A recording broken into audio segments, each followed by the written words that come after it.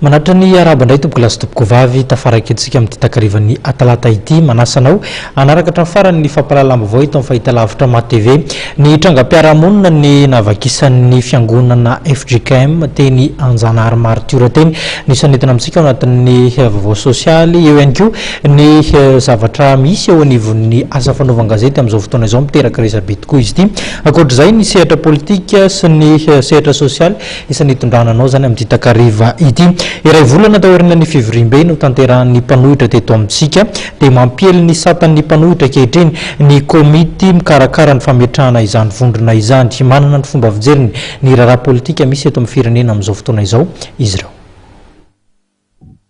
Raha ny nambarandramatoa Lalatina Ravolomanana izay nitarika ny komity mpanomana ny fametrahana ny fanoherana ny hevitry ny mpitondra dia ny fampelezana ny satan'ny mpanohitra no andraikitra sahan'izy ireo ankehitriny. Ilaina tokoa inambarany ny ahafantaran'ny vaky malagasy ny fisian'ny fanoherana izay voafaritra ao anatin'ny lalam-panorenana ankehitriny. Fantatritsika fa vita soni ny satan'ny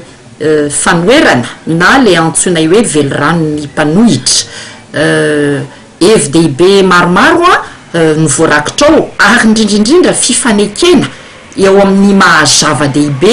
ny fanovana ny fomba fanaovana politika eto Madagasikara na le antsointsika hoe pratique politique. Io velonranon'ny mpanohitra io nosoniavy ny mpizaika tamin'ny faraka amby roapolo volana Jona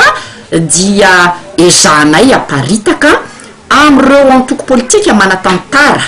eto amin'ny firenena satria araka nefa nambaranay komity mpanomana ny fionamben'ny mpanohitra dia mbola tsy feno tanteraka ny fepetra ahafahana manambara fa efa voavondrona ny herin'ny mpanohitra rehetra eto Madagasikara ka nandritra amin'izay ray volana zay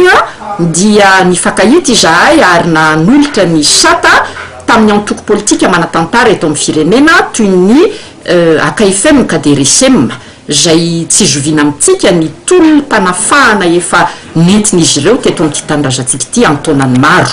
Nanolotra ihany koa ny sata tamin'ny filohan'ny antoko vonjy ray tsy mivaky toy ny nanoloranay ihany koa sy ny adina hevitra tamin'ny antoko monimaka mivimbio zany antoko rehetra zany dia manankolazaina ary rehefa nitondra anjara-bilika mavesatra dia mavesatra tamin'ny ady tamin'ny jadona mba ho fanafahana ny titandrazana mimbonantsika ity ka zahay moa komity mpanomana dia efa nanambara fa mitoy ny fisokafana natolotra ihany koa io sata io an'ny GPPO zay tarihan'ny antoko Obama sy ny DHD misy antoko enina izy ireo. Maloana kosa ny toetra rahapirenena ankehitriny dia nanamafy ny tenany fa izao no ilana ny mpanohitra. Anisan'ny navoatra ny tamin'izany no ny mahakasika ny fampiasana ny volam-bahoaka izay tokony ilana fanaraha-masakaiky ary koa ny fametrahana ny fanjakana tsara tantana ary ny ady amin'ny kolikoly. Ny zava-misy iainan'ny firenena ankehitriny dia manome rariny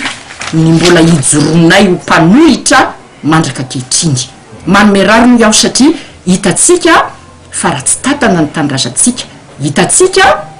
fa tsy misy ny mangarahary eo amin'ny fitantanana raha tsy hiteny afa-tsy zavatra anankiroa fotsiny